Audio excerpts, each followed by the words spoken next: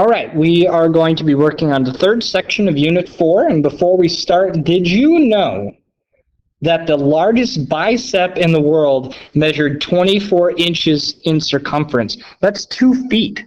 It's almost as big as my biceps. It's a joke. All right, so we are going to be working on square roots, which is the opposite of exponents. But before we start, I want to talk about perfect squares. So if we have 1 squared, that's equal to 1. 2 squared, that's equal to 4. 3 squared is equal to 9. 4 squared is 16. And I'm going to speed up here. If you need to pause the video to keep up, that's not a problem.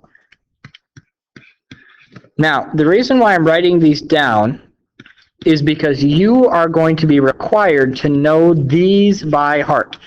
Anything above this is not required to memorize, but this list here is absolutely. If you bring me this list tomorrow to class, I will give you a piece of candy. All right, so what does, and this is a square root. What does square root mean? Well, the square root of 9 is equal to 3. And the why is because 3 squared is equal to 9. So square rooting and squaring are opposites of each other. Therefore, if you can find, so we're looking at the square root of 9, if you can find a number squared that equals it, then it is the square root. So for these, square root of 9 is equal to 3. If we go back, so the square root of 4 is 2. The square root of 16 is 4. Square root of 64 is 8. And it goes on like that. So what about the negative square root of 121? Well, what this means is if you have a square root, you always try to do that first. So the square root of 121 is 11, and then the negative goes on the outside. But if you have the square, actually, let me check to see if this is later. Nope. If you have the negative square root of 121, that's impossible, because under this same rule, okay, if 3 squared is equal to 9, well, if this is square root of negative 9, negative 3 squared is still equal to a positive 9. Therefore, and I'm going to erase this and rewrite it, you cannot have negatives under the square root.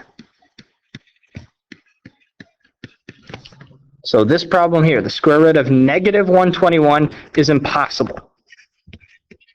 Okay? Or we can call this undefined. So if you have a problem like this, the square root of 5, well, if we go back to our perfect squares list, 5 is not on here. Therefore, this will be a decimal answer, and I'll show you how to figure those out later in this video. But before we get there, we want to evaluate these problems. So the square root of 64, well, I know that 8 times 8 is 64, therefore this is equal to 8.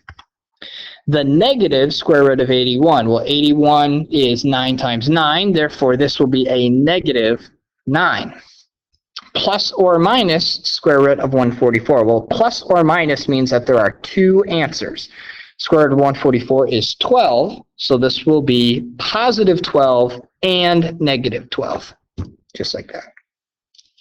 169, that's 13, so this is negative 13. Square root of 16, well, that's 4. And then finally, the square root of 7, that's not on our list, therefore this is a decimal. And we will learn how to do that in 2 slides.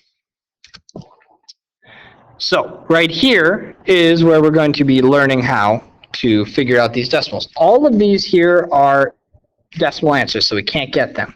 But what we do is we try to find the square roots that are closest to it, and we use that to sandwich the numbers in the middle.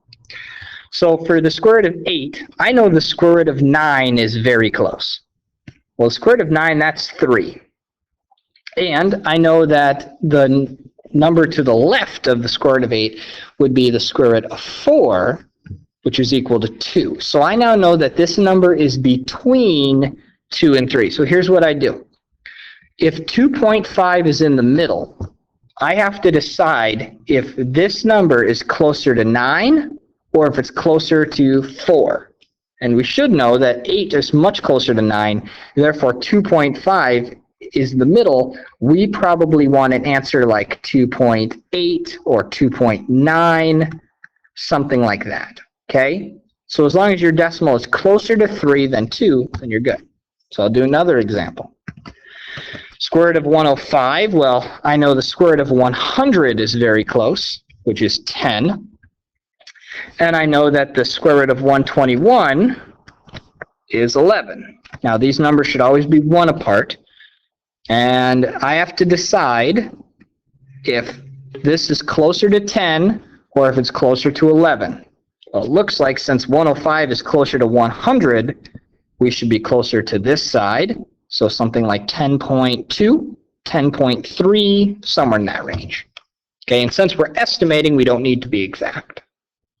Finally, down here, the square root of 52. I know the square root of 49 is awfully close, which is 7. And the square root of 64, well, that's 8. And this number looks like it's closer to 49, so I'm going to do 7.1. But you could do 7.2, 7.3, whatever. All right? Try these two on your own and see what you get. So for this one, it should be square root of 16 and square root of 25. So this is 4 and this is 5.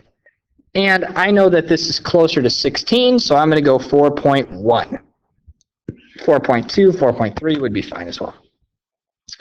Finally, this one down here, I know that square root of 81 is pretty close, which is 9.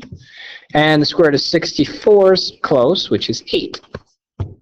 This appears to be closer to 9, but not by a ton, so I'm going to do 8.7 or 8.6 or something like that. Okay, if you have questions on these, make sure you bring them to me. The main thing is have that perfect squares list. Super, super helpful.